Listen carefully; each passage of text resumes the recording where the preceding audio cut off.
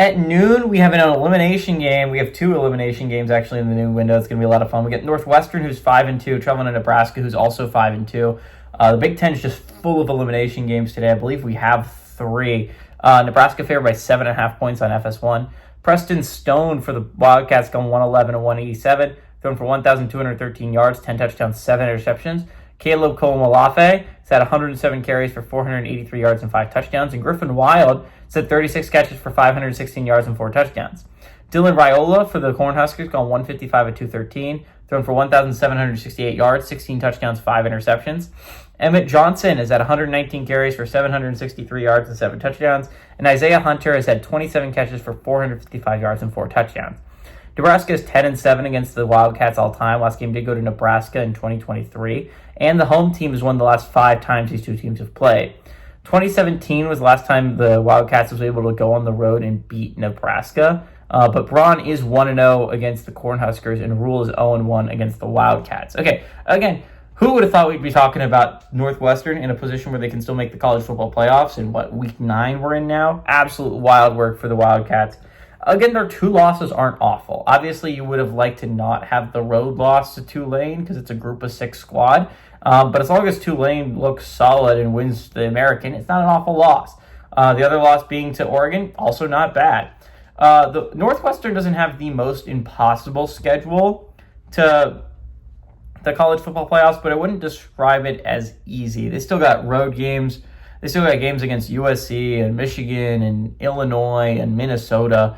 A very tough stretch that is absolutely any week could end. It's not like you get an easy opponent down that stretch. Those are all teams that theoretically could still be playing for their playoff lives when you play them. Like, they're all teams that I'm talking about this week if they're playing, and I would be talking about them if they didn't have a bye, right?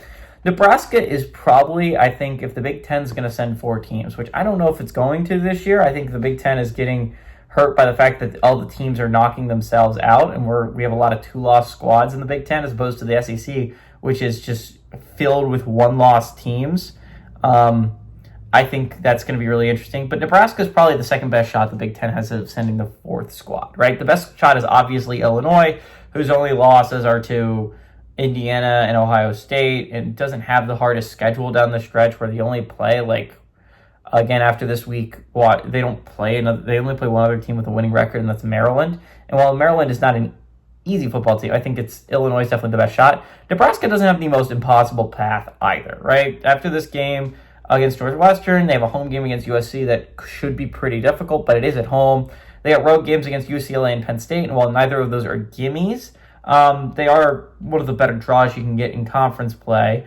And then also, if you're going to talk them on Nebraska, they also go at home. They get an Iowa team. Now, the Hawkeyes have dominated them historically, and that is going to be a big game. But again, if you were going to pick a schedule to try and close out the Big Ten season, of the possible playoff contenders, you don't have to go and beat Oregon if you're in Nebraska. You don't have to go and beat Ohio State or Indiana.